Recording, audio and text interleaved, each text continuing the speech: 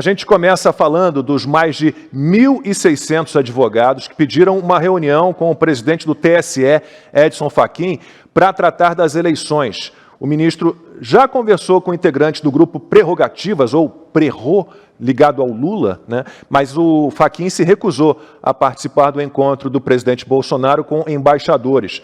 Alegou que o dever da imparcialidade o impedia de comparecer a eventos organizados por candidatos ou pré-candidatos. Foi nessa reunião com Prerrogativas que Fachin afirmou que a agressão às urnas eletrônicas é um ataque ao voto dos mais pobres. Depois ele disse que o Brasil não será induzido a erro. Que o Tribunal Superior Eleitoral não está só, porque a sociedade tem evidenciado que não tolera o negacionismo eleitoral. Contra posturas antidemocráticas, doses maciças de vacina de democracia. O ataque às urnas eletrônicas como pretexto para se brandir cólera não induzirá o país a erro. No documento enviado a Fachin, pedido um encontro com o ministro, os mais de 1.600 advogados liberais e conservadores reforçam a necessidade da pluralidade de ideias. Eles defendem o direito à liberdade de expressão, afirmam que críticas fazem parte de um regime democrático e pediram eleições auditáveis, respeito à Constituição e à harmonia entre os poderes. Constantino, começo com você. Bom, a gente tem um grupo que se apropriou da defesa da democracia, normalmente um grupo que quer exterminar o outro lado. A gente vai falar dessa cartinha, né, que lançaram daqui a pouquinho, mas a ideia é essa, né? Você, como o Fachin, a gente está aqui hoje com o doutor Francisco Cardoso, doutora Luciana Cruz, mais uma vez, né, que trabalham ainda no tratamento da Covid. Essa figurinha de linguagem, essa analogia que o Fachin faz é completamente despropositada, consta?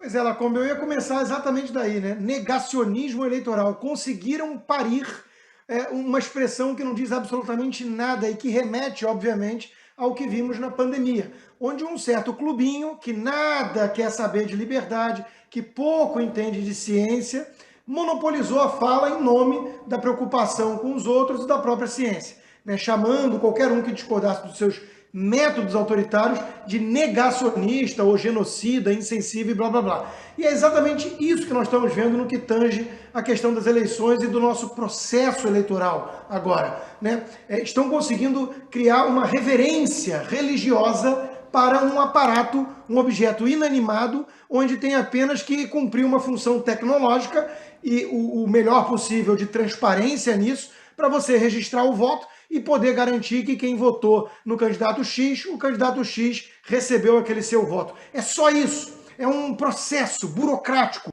tecnocrático. E conseguiram transformar isso numa discussão religiosa, né, quiçá científica.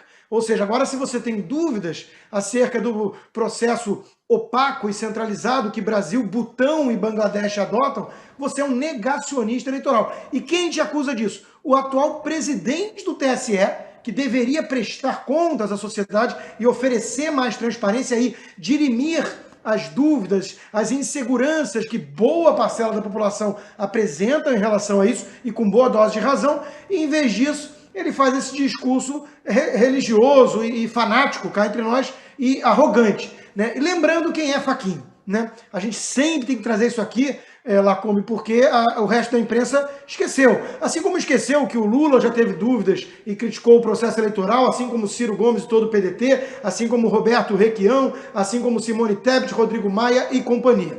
Mas quem é Fachin? Garoto propaganda de Dilma Rousseff nas eleições de 2014 e simpatizante do MST, um movimento criminoso que invade propriedades, mata o gado de fazendeiros e destrói laboratórios científicos de empresas ligadas ao agronegócio. Esse é o cara que está me acusando, porque eu tenho dúvidas em relação a esse processo eleitoral, ele está me acusando de negacionista eleitoral. Eu só tenho uma resposta para o Fachin. O senhor é um péssimo servidor público. E é um negacionista, né, Ana, que nega a liberdade de expressão, nega, por exemplo, à polícia o direito de fazer operações, né, em favelas do Rio, ele instituiu isso, né, nega o direito de ir e vir, o direito ao trabalho, nega aos médicos, né, a sua autonomia, dá para chamar o Fachin de negacionista. Olha, são figuras patéticas, né? Não tem outro nome, porque são figuras políticas, não são figuras que fazem parte do judiciário, são figuras que fazem parte do cenário político no Brasil, e o pior, sem ter nenhum voto.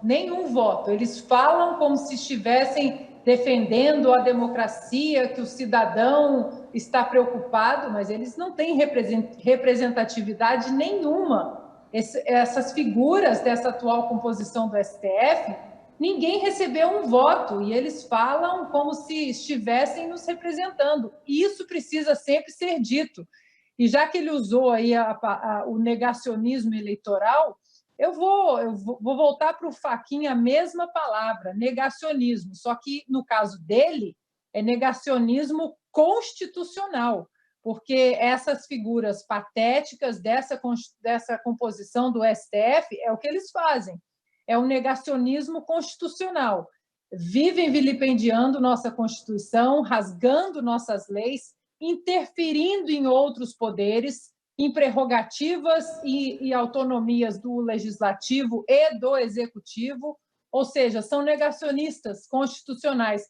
E já que ele falou em vacinas, né, o que nós precisamos a partir de 2023 são exatamente vacinas contra esse tipo de figura que o Brasil não aguenta mais, né? E para isso, mais uma vez, eu não vou deixar jamais de mencionar o nome de outra figura patética agora no Congresso, que é o senhor Rodrigo Pacheco, porque todas essas figuras aí patéticas dessa composição do STF atualmente, eles viraram esse monstrengo aí cheio de tentáculos, porque o Rodrigo Pacheco, outra figura completamente inútil ali, sentado na presidência do Senado, ele deixa esses monstrengos aí com seus tentáculos absolutamente invadindo outras prerrogativas, outros poderes, e o pior, né, negando a nossa Constituição e autorizando para que esse tipo de falácia ela continue sendo encampada pela velha imprensa de uma maneira como que o que eles dizem é verdade, e nós sabemos muito bem quem está do lado certo e do lado errado nesse cenário todo político que, infelizmente, as figuras do judiciário decidiram fazer parte dele. Augusto, você enxerga no Edson Fachin, algum apego à democracia? Eu enxergo um negacionismo patológico, né?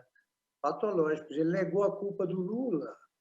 Ele negou a possibilidade negou a validade de um processo feito corretamente em Curitiba, alegando que devia ocorrer em Brasília. Fazendo isso, ele se mostrou o mais dissimulado dos ministros. Ele queria tirar o Lula da cadeia. Ele é que fala no lugar errado, o juiz fala nos autos.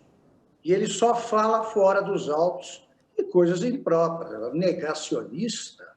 O Fachin nega a passagem do tempo, a evolução, né, da sociedade. É um sujeito que, se pudesse, vocês acham que não tinham nascido ainda quando eu vi isso, mas ele ainda usaria o rádio portátil Spica, o Polainas, né, como o bigode dele combina com a figura. Né? Ele usaria televisor branco e preto, porque não pode, as urnas são intocáveis, que 2 países usam. Ele diz que o Brasil dá exemplos ao mundo. Quais são os exemplos que o Brasil dá em matéria de eleição? Quais são? Na última eleição municipal, por exemplo, o supercomputador parou de funcionar, mas ele nega qualquer tipo de evolução. E o que ele fala, repito, não vale. Ele está falando fora dos autos. O Fachin tem candidato e se opõe à reeleição do presidente Bolsonaro. E ele nega qualquer coisa que possa mudar esse quadro. Consta, eu estou aqui no meu celular com 2 notícias sobre o Fachin abertas, né, do mesmo portal. A primeira, de 26 de julho. Advogados ligados a Lula, foi o que eu falei no início do programa, se reúnem com Fachin para falar sobre violência política. A outra, no mesmo portal, 28 de julho, 2 dias depois. Por dever de imparcialidade, Fachin recusa convite de Bolsonaro para reunião com embaixadores. É algo inacreditável, assim, a cara de pau. Na verdade, até eu vou além, Lacombe, e vou chamar da palavra que eu considero correta e adequada aqui para definir isso. É uma atitude golpista. Quer dizer, nós estamos vendo ministros do Supremo e do TSE adotando o partido, escolhendo um candidato nessas eleições, ou pelo menos aquele que eles querem impedir de ser vitorioso uma vez mais. E como só tem dois nessa polarização, obviamente eles assumiram o partido do ex-presidiário e eterno ladrão, né? E tudo isso é uma atitude golpista, porque não dá para dizer de outra forma. Veja, nós temos advogados, já tiveram aqui no programa pelo menos representantes deles, né? Um deles. Nós tivemos advogados há 2 anos tentando acesso à íntegra dos autos do inquérito ilegal das fake news, que nem crime tipificado no Código Penal brasileiro é. Né? E eles não estão conseguindo. Eles estão tentando atalhos para conseguir chamar a atenção do mundo sobre isso e ver se consegue pressionar de alguma forma o nosso STF para aceitar. E aí vai lá o Fachin, que se recusa a ir na reunião que o presidente convidou, na função que é uma prerrogativa do Executivo, receber embaixadores. Não é do Judiciário como o Fachin fez antes. E a imprensa toda ajudando, sendo cúmplice nesse teatro golpista, né? Chamando que a reunião do presidente como reação de ato vergonhoso, que foi uma vergonha para o mundo, que as embaixadas se manifestaram dizendo que o Brasil tem um sistema que é invejável no mundo. O Augusto fez a pergunta certa agora. Quais foram as contribuições desse sistema para o resto do mundo? Alguém acha que o Japão, a Inglaterra, o Canadá, a França e os Estados Unidos não adotam o nosso modelo por falta de capacidade tecnológica? Ou seria falta de grana? É tudo uma piada, né? E aí o cara vai lá e recebe os advogados dos prerrogativas. São petistas. É a turma dos petistas. Quer dizer, o negócio é tão escancarado, Lacombe, que eles perderam a preocupação em tentar mascarar o golpismo, a atitude golpista. Né? É uma turma do Poder Judiciário, do andar de cima, que chegou lá por vias políticas, não concurso, nada disso, não experiência de juiz a vida inteira, e estão tentando interferir no processo democrático. Estão tentando fazer com que um candidato seja vitorioso e o outro perca. Isso é temerário. Isso tinha que estar levando a imprensa inteira em peso, né, em uníssono, de forma monolítica, né, a condenar esse tipo de postura. Mas como o alvo do arbítrio, do golpismo, é Jair Bolsonaro, e essa turma sofre de uma patologia histérica em relação a Bolsonaro, a turma está passando paninho, está aliviando a barra desse tipo de atitude golpista. Então isso não pode acabar bem, isso não vai acabar bem. Ana, uma pergunta que sempre me fazem. Você citou o Rodrigo Pacheco, o papel que o Senado teria como vigia do vigia, né, podendo abrir processo de impeachment contra um juiz, um ministro do Supremo. A Ana me chamou a atenção, outro dia não vou falar mais juiz, vou falar só ministro. Mas a gente percebe, o Rodrigo Pacheco não tem a menor intenção, né? Enquanto ele estiver ali como presidente do Senado, a gente não vai ter nenhum processo aberto contra nenhum ministro do STF. Então, que diabos, qual é o caminho? A gente não pode ficar pregando aqui nada contra a lei, mas qual é o caminho que a gente pode percorrer? O Augusto sempre menciona, né, o conflito de interesses do Rodrigo Pacheco, do seu escritório de advocacia, né, Augusto, com os processos lá no STF. O Augusto pode falar até melhor sobre isso, que ele sempre menciona, e é importante nós colocarmos isso à luz do dia sempre. Só um comentário em relação aos países que o Constantino citou. A Alemanha não aceitou o nosso sistema de urnas invioláveis, que só são usadas no Brasil, Bangladesh e Butão, porque a Suprema Corte da Alemanha disse: opa, isso aqui não tem como auditar, esse sistema aqui não tem como auditar, e não tem como ter a contagem sob escrutínio público. A Suprema Corte da Alemanha, ou seja, juízes, não ministros, né? Juízes sérios de uma Suprema Corte séria. Agora, o Rodrigo Pacheco é um projeto a longo prazo para o Brasil, porque o mandato dele não vence agora. Eu não sei de quanto em quanto tempo que é trocada ali a cadeira de presidência do Senado, mas a gente tem que ficar falando sempre, a gente tem que ficar falando sempre, mesmo que agora nós continuemos de mãos atadas, porque ele não vai fazer nada, ele vai continuar engavetando todos os processos legítimos de pedido de impeachment desses ministros que adoram essas inconstitucionalidades, que não estão nem aí para a nossa Constituição. Ele vai fazer, né, vai dar de louco ali para andar de ambulância, como diria o meu pai, e não vai colocar absolutamente esse assunto em pauta para ser discutido. Muita gente fala, Ana, mas mesmo se levar para o plenário agora, não vai passar. Tudo bem que não passe agora, mas coloque no plenário para o Brasil ver quem vai estar do lado dos ministros, protegendo esses ministros, e quem estará do lado do povo e, principalmente, da Constituição. Porque no último 7 de setembro, eu estava em São Paulo, na Paulista, Lacombe, a quantidade de cartazes falando da Constituição, respeitem nossa Constituição, Constituição, Constituição. Ou seja, o brasileiro já entendeu que essa eleição ela está muito além do presidente Jair Bolsonaro ou do ex-presidiário Lula. É a nossa Constituição que está aí na berlinda. E, Augusto, essa manifestação convocada para 7 de setembro, ela já está sendo considerada uma preparação para um golpe. Aliás, um golpe que muita gente enxerga, que a oposição ao governo enxerga desde a posse do presidente Bolsonaro. Pois é, mas isso é típico desse grupo aí, prerrogativas, né? O Maris de Oliveira, que é líder do grupo, foi aquele que disse a frase inesquecível: já foi cometido crime, para que punir? Então ele acha que, como o Lula, por exemplo, o Fachin deve concordar com ele, o Lula já cometeu os crimes, que adianta prender? Agora eles condenam a pessoa por crimes futuros ou inexistentes, caso do deputado Daniel Silveira.